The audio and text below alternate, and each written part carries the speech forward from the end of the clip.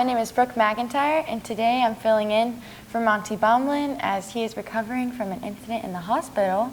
But today I'm here with... Gary Cox. Yes, nice to meet you. Well, why don't you tell us a little bit about yourself and what you're doing? Well, I've been invited on the show to talk about my book. I am a published author, three-time published author. I know that's probably not a big deal to a lot of people, but it is one to me. It's one of my bucket lists that I marked off my bucket list. I guess it was 1983. I wrote my first little short story. I had this idea in my head, and I just couldn't get it out. It was there, rambling around. Just needed to write it down? It seemed that that's what I needed to do, get it on paper. Well, I found out that that works. You know, then I'd have another story in my mind and I could write it down.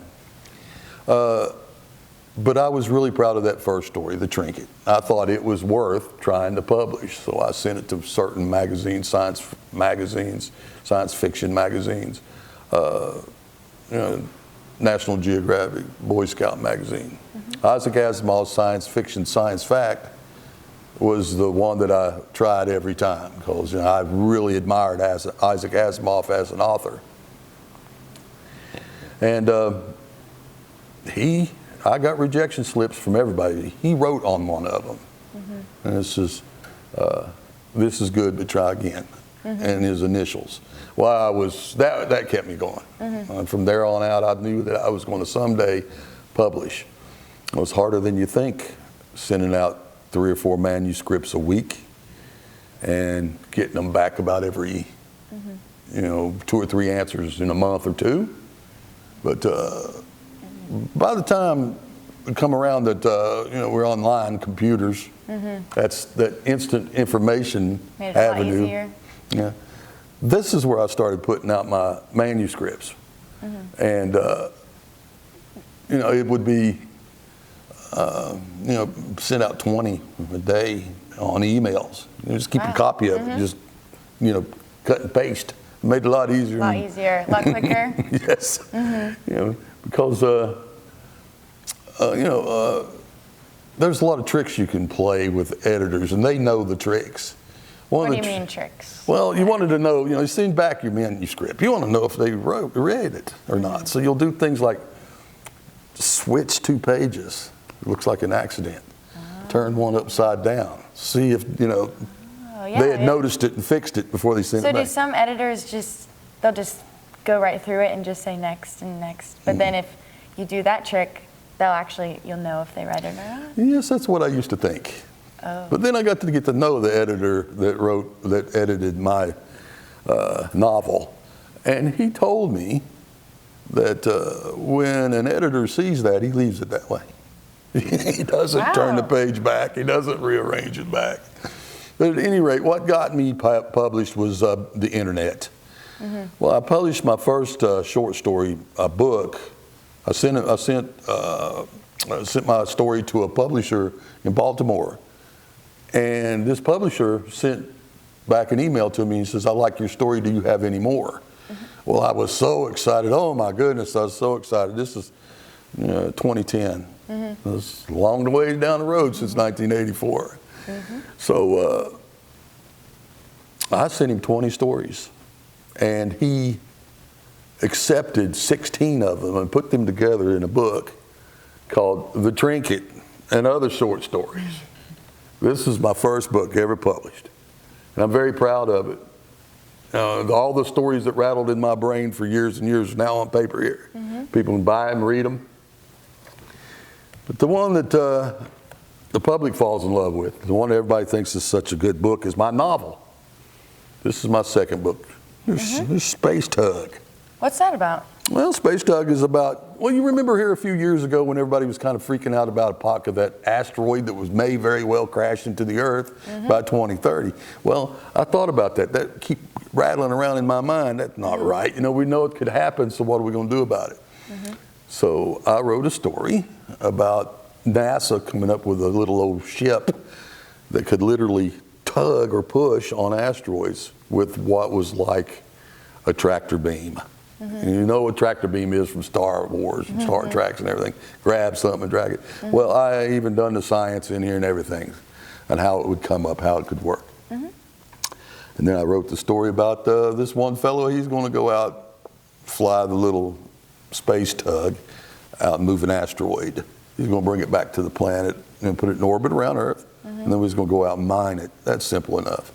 But when he got out to the asteroid belt, he found something out there that was a little bit different. Oh, no. Yeah. Not to tell you the story, although I'm proud of the story.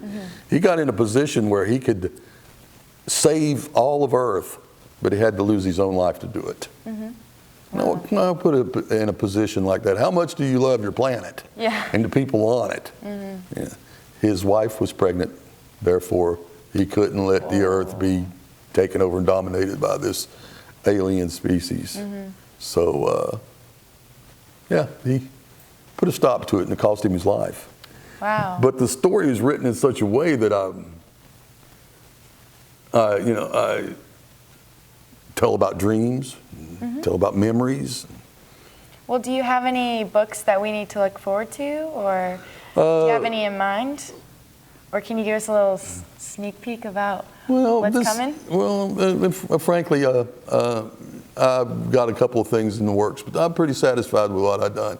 The reason why is that of the 3 books I wrote, all 3 of them were published by a different author. Therefore, I know I'm not a one-hit wonder. People really like my stories. Well, it was really nice talking to you and getting to know your books and a little bit about you. But we will be right back. Pleasure Island Conversations.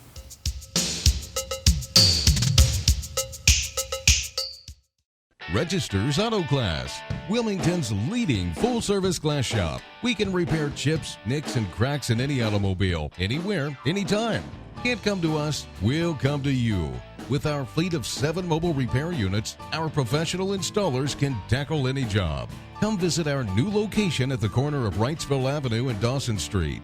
With the area's largest full-service glass shop, we are here for all your auto, residential, and commercial glass needs. Lowest down payment, low monthly rates. Protective Agency. For over 60 years, Protective Agency has been offering the lowest price and down payment on quality auto insurance. Look in the white pages for the location nearest you and start saving big. When an accident happens, we're the company that cares. Lowest down payment, low monthly rates. Just call Protective Agency. Hey, it's Brooke McIntyre, and we're back with Pleasure Island Conversations. And we're also here with Gary Cox. Yes, thank you. So I know that you write books and stuff, but do you do anything other than that? Well, yes. I got a blog that kind of took over there for a while. I put the blog together to highlight my books. Really? Yes. That's cool. But I had to do something to draw attention to the get my blog up on the list of Google, 1, 2, 3, 4, 5 in there somewhere. How'd you do that? Well, I wrote stories. I wrote, like news stories and stuff. Like on your blog? Yes. And occasionally, I wrote, there's 500 articles on the blog. It nearly runs itself now. I rarely even check on it. Really? The last time I looked at it was about 2 months ago, and it was at about 800 people a month looking at it. Wow, that's a lot of people watching. Yeah. And this helps sell my book, my books. You can go on there, and I wanted you to be able to just stay on that blog if you wanted to. So there was links to everything. There was links to games, especially chess. Oh, chess. Is that like a hobby or? Yeah, yes, I enjoy playing chess. I guess you can say I'm ranked. Really? Yes. How does that work? Well, let's say that the amateur sits down at a board and he's being ranked. He knows how to move the pieces, but he don't know anything else. He's 500. Okay. Bobby Fischer, Spassky, 2,000. Wow. Me, I'm about 1,300. I do play a lot of chess. I play probably 10 games a day, if any. And I have played a couple of tournaments around here in Wilmington, but let me tell you what, there are some great chess players in Wilmington. Really? First time I sit down across from a chess player in a tournament, was in '06 in the bottom of the Hilton here in Wilmington. And this 11-year-old girl mopped the floor with me. Wow. And I thought I was good. Oh my God. So it's a game that you're never going to be the best at. And it's a game, once you start playing and you're any good at it at all, you just keep doing it. I have students that I teach. Teach to play chess? Yes, my preacher right now, a preacher from my church, Dr. Phil Stapp. He comes over to my house every Thursday morning at 10 o'clock, and we play chess, and I teach him chess. So, yeah, it's so me. If you think about Gary Cox, you should think about two things. One, he writes books. He likes to write, and he does. I do poetry. You know, I do short stories. I do novellas and my novels. And the other thing is he plays chess. Wow. That's the things I like. And now that I'm retired, been retired for about a year, I got all the time in the world to do both. Well, that's awesome. Well, do you have any questions for me?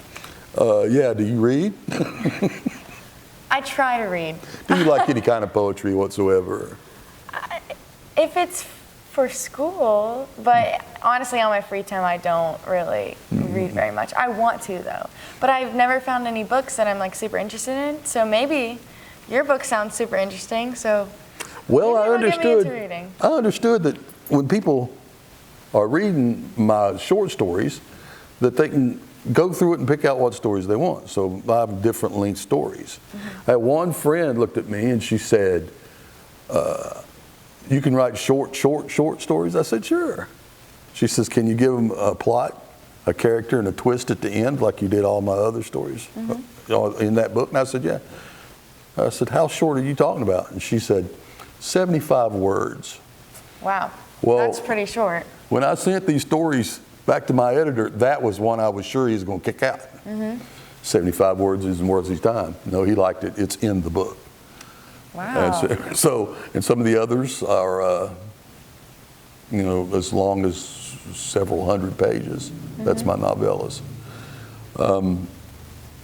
I've never written anything about chess. People tell me I need to write about chess and I need to write about the taxi business. Because I'm a little bit eclectic. I didn't want a regular job. As eccentric as I am, I wanted to do something different. So I went out and drove a taxi. It wasn't important. And I ended up here in Wilmington not only driving taxi, but ended up starting my own company. And from there, I ended up bossing another company, sitting in the office all night long, dispatching cabs. Wow. So How did you get into taxi cabs and driving? Well, there came a time in my life, as I worked, no matter where I was, even when I was in the military, that when I went to a city, one of the first things I wanted to do was find out what the taxi companies were about. Because I don't drink and I never done any drugs or anything like that, so I had to fill my time with other than reruns on TV. So what I do is I would find that cab company that would hire me, on Friday and Saturday night. And I could go out and put an extra $150 or $200 in my pocket. I don't recommend this to anybody, but I loved it. So, yeah. And then you talked about you helped with other companies after that? Or like? I went to work for a friend of mine. If you're from Wilmington here, I've been in Wilmington about 19 years, and I worked for Cat's Taxi. He wants us to stop. Well, I love talking to you, and maybe next time you need to write a book about chess or taxi cabs. You're not the first to tell me that. Thank you, Brooke. I appreciate that. Thank you. Well, we'll be right back with Pleasure Island Conversations.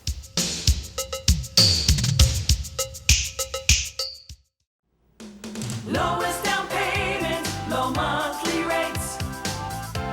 Protective Agency. For over 60 years, Protective Agency has been offering the lowest price and down payment on quality auto insurance. Look in the white pages for the location nearest you and start saving big. When an accident happens, we're the company that cares. Lowest down payment, low monthly rates. Just call Protective Agency.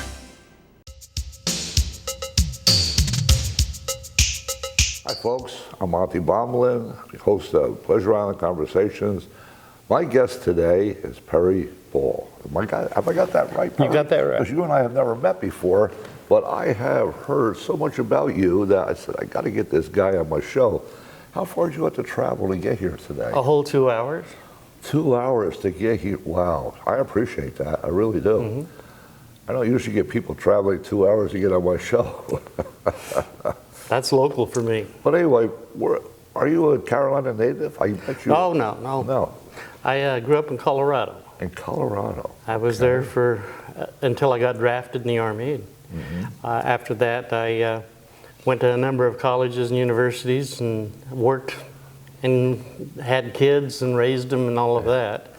But I moved to North Carolina in 1994. 94, okay. Was about 2 years after I had moved here, yeah. Various colleges. I saw a little bit. I haven't had a chance to talk much with Lance about you in person, you know. But I did see you attended more than one college too, for sure. Yeah. And you've got more than one degree too. Yes, I do. So how many degrees do you have? I have 4 bachelor's degrees and 3 masters. Wow. And now you're basically into filmmaking on that end of the business? Well, I got old enough to have some money coming in, so I went full time in the film business. Uh-huh. Okay. And you have more than one company too, right? 2 companies. The one you gave me a card for is called Multivision? Is that? Multiverse Entertainment Partners. Okay, Multiverse Entertainment. And it's a partnership. And where are they located? Okay, well, I keep the headquarters at my house so I can get all the mail, but we're actually located in Halifax, Nova Scotia. Whoa. We are an American company that has partnered with a Canadian company called Red Triangle, and we're talking to some Canadian investors right now, possibly filming in Toronto, in Halifax, and in, what's that on the West Coast? Vancouver. Vancouver, yeah. So would you say you're actually right now getting more busy in Canada than you are here in the United States? There's more money up there than there is down here. And the best thing is, with or without incentives, I save a lot of money. Mm-hmm. It's 75 cents on the dollar just to go to Canada. And you can do more with a dollar up there than you can down here. Yeah, years ago it was different too. When you went to Canada, you got more money back for your dollar. Well, that's what I'm talking about. Yeah. But I mean, you, as a United States citizen, actually gain money going. That's you know, that's so exactly you're still right. All right, you're still gaining then. Mm-hmm. Well, that's good. But you're still doing some work in the U.S. though. Oh yeah, that's why I have a second company. Perry Ball Productions does mostly independent film, and mostly here in North Carolina. Mm-hmm. So can you tell me some projects you're working on right at the present? Well, up in Canada, we've got 3 projects going on. One of them is Below the Surface, and that is a show about 500 years in the future. It's a TV show, and it's the world has had global warming, and the world is now underwater. Mm-hmm. And here we are in a completely different situation where we had to build domes over our cities and build water-type living quarters. And so everybody's now used to driving submarines around. And the weather's too hostile on the surface, and what the first episode of Below the Surface is about trying to get the gold from Fort Knox. If there's any there. Well, I'm not going to tell you. I know. I won't want to give that away. It's just interesting because I just read this morning about how much, and is there any? Well, I've heard both. So yeah, me too. And I don't know. Well, this is fiction, so it doesn't matter. It doesn't matter, right? Another program we've got going is Down Came the Rain. This is a movie about a woman who was married to a gangster, and he got in debt so much that he couldn't pay his bills, and then he got busted and sent to prison. And it turns out that this woman's babysitter was the head of this cartel, and she's holding her children hostage and making her pay her husband's debt through prostitution. And this goes through the motions of her suffering, the investigations, and how she breaks free from that. And our third production up in Canada is a reboot of a movie called Realm.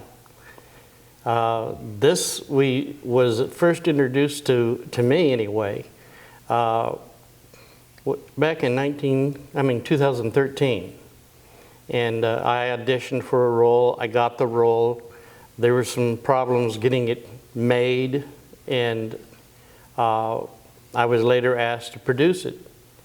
But it got benched because, first of all, the writing needed to be upgraded, and it had a budget of $50 million, and there was no experience behind that kind of money. Investors were very, very careful about not doing that. So I hired a writer from Denver, Colorado, Bobby Peterson, who's one of my business partners in Multiverse. And he rewrote the story and made it a lot more palatable and affordable.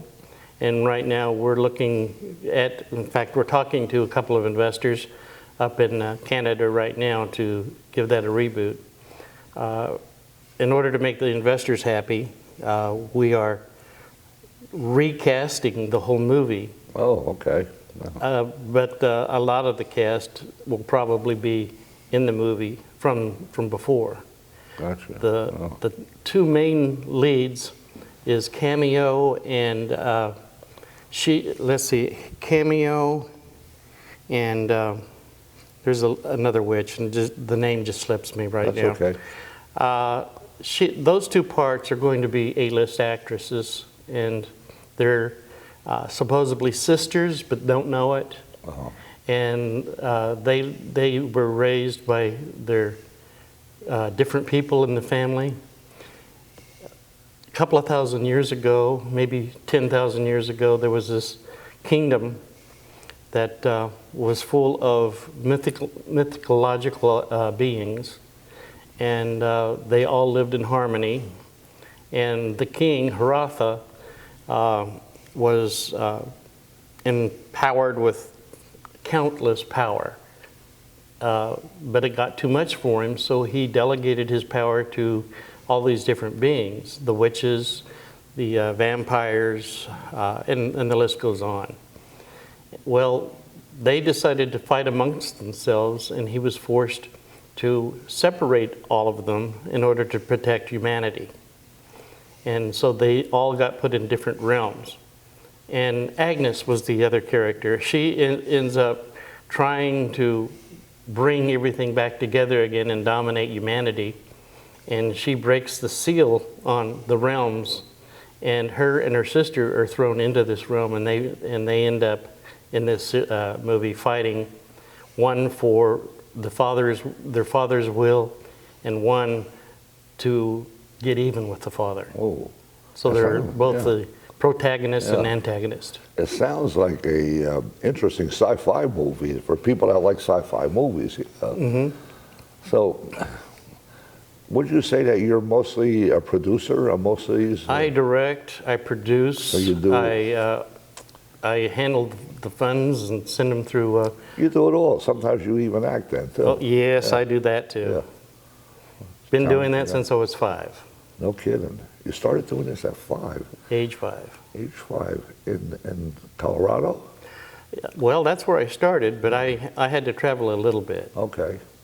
You know, Mom and Dad, were willing to let me go a little bit because I had family all over. But it sounds like you're doing a lot of traveling right now too, especially with Canada. I mean, that's got. I go to Canada, California. I've been to London and a number of other places. How does your wife feel about the traveling? Well, she would like to retire so that she could go with me more often. But okay. She's going with me next July up to Canada to the creator of Realm's Wedding, Kayla Lambert. And Kayla is working on 2 projects right now that I'm probably going to pick up. Can't say much about them just yet because we haven't got everything set up with investors and so forth. But there is an additional project. She's going to bring back the idea of having a television show regarding Realm. So we're waiting to see how well the movie does, and if we can, then we're going to reboot the television series. That sounds very interesting. You know, your wife is going to like it. Years ago, I traveled a bit in Canada. Canada's a beautiful country to travel around, it is. too. And the people are friendly. I mean, it's not like going to a country where they maybe don't care for you too much, but I always like Canada. I think they're a good neighbor. So that's a nice place to be in business. The United States and Canada works out to be. I found the people up in Canada are a lot more selfless. Yeah. Not so centered on what they want to get done, but that they back each other up. They do. And they help each other. A lot of the cast, not the cast, but the crew from the TV show on Sci-Fi called Haven will be working with us on a couple of projects up there in Halifax, and they're just real excited. That sounds great. I'll tell you, I've learned a lot from you being here with me. I really appreciate that you drove 2 hours. Now you got to drive 2 hours to get back home again. That's worth it. Well, yeah, I wish I could actually talk to you more. Maybe we can get together another time. Have you drive down here for 2 hours again? Oh, we could always talk about what I'm filming in North Carolina. True. Well, that might be a good idea. If you're willing to do that, I'm willing to sit and talk to you. Absolutely.